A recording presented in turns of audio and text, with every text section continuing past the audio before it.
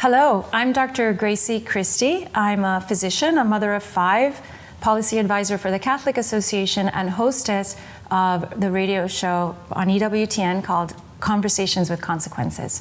I'm here with my husband today, Dr. Stephen Christie. We want to welcome you to Life, Leaks, and Legal Briefs Unraveling Abortion in America. Welcome to the show. Good to be with you. Good to be with my wife in my own living room. Probably the most convenient interview I'm going to do ever. I'm glad to be here. Usually when I speak on abortion issues, people usually say I'm qualified to speak because as a physician, I've studied science and embryology, and as a lawyer, I've studied the law and the Constitution. As a father of 5, I know at least a bit about babies and pregnancy, and as a husband married 25 years to you, I've come to appreciate the challenges women face balancing their family life with their career life, and all of those issues are very helpful to me when I speak about abortion. But probably my most important credential when I speak about abortion is none of these. What makes me most qualified to speak about abortion is the fact that I spent the first 35 years of my life as a secular pro-choice liberal, so I know exactly what, why, and how the other side thinks about abortion. And having lived in both the pro-choice and the pro-life worlds, I have a fairly unique vantage point from which to address these issues. I like to say that when I was pro-choice, I learned the arguments, but when I became pro-life, I learned the truth. And these interviews, the book I wrote, the website that I put together, these are the truth.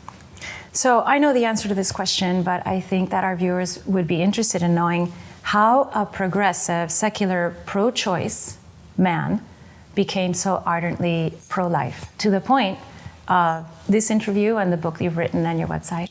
Okay, sure. So I was raised as a secular, atheist, progressive, pro-choice man in a progressive atheist household.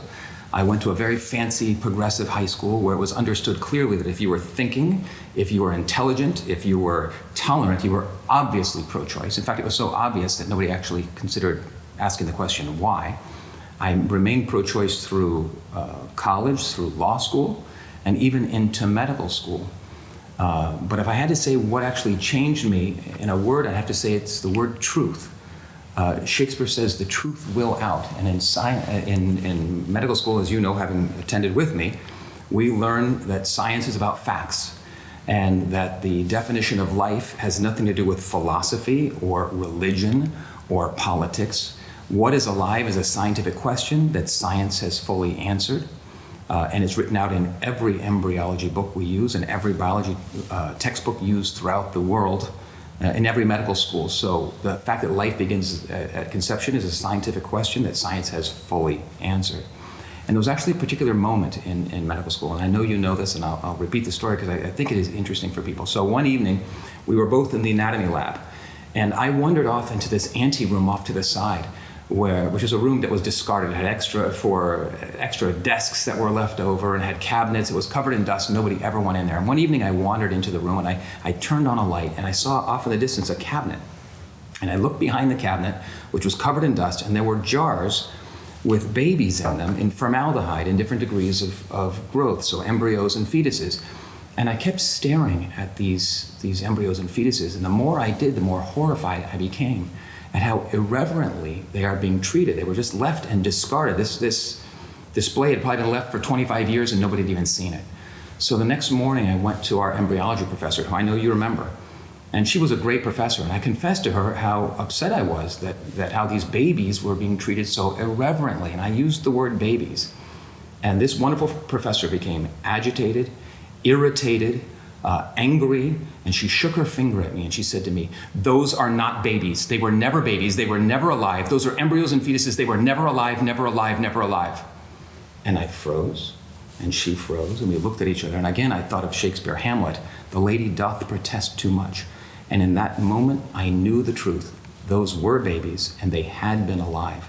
And most interestingly, I knew that she knew it too. So that was what brought me onto the journey where I've ended up now. It's been a wonderful journey to watch, to be a part of, and a real blessing for me to watch you flower like this and to learn to really appreciate the truths of not only biology, but also moral truths. And you've come so far as to actually have written a book called Speaking for the Unborn, 30-second pro-life rebuttals to pro-choice arguments. Why did you write this book? Why did you think that the world needed this book? Sure. The pithy answer to the question is there are 62 million reasons why I wrote the book. 62 million abortions since Roe v. Wade in 1973, and that's more than the populations of California and New York combined. Now, if what is being aborted isn't alive, it's not human, then it really doesn't matter. But if these abortions are of living human beings, then we've killed 62 million children, and that's why I wrote the book.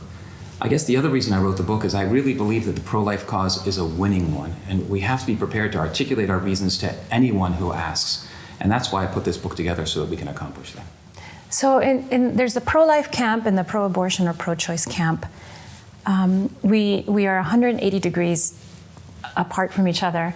What is the underlying philosophy on the other side that keeps them stuck in that position? And I think it's one that you can enunciate very well because you were for a long time part of it. Well, it's an interesting question because on one hand, the pro-life cause is clearly a winning one. We rely on facts, truth, and science, while the other side is relying on rhetorical deception and personal attacks and trite cliches. So you would think that facts, truth, and science win out easily, and they usually do in these discussions. But there is, as you're pointing out, this underlying philosophical problem that we have to overcome. And what has happened, culture has brought us to a defective human anthropology, where we have focused that the most important thing there is in this life is the self. You have to express yourself. You have to find yourself. You have to take selfies with your phones as you have your sandwich. Everything is about the self.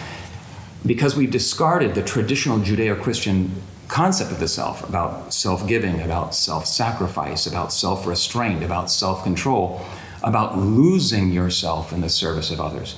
And if you get to the point where you think self-autonomy is the most important thing in the world, then you'll do anything. You'll crush anything that gets in the way of your self. And that even means literally, physically crushing your own children. And that's where we are. So we can win the arguments. The arguments are very easy to win. But we have to get to the underlying philosophy, this defective human anthropology where we are right now. Well, thank you for that explanation. It does make a lot of sense. And moving on from philosophy, why don't we go on to the law?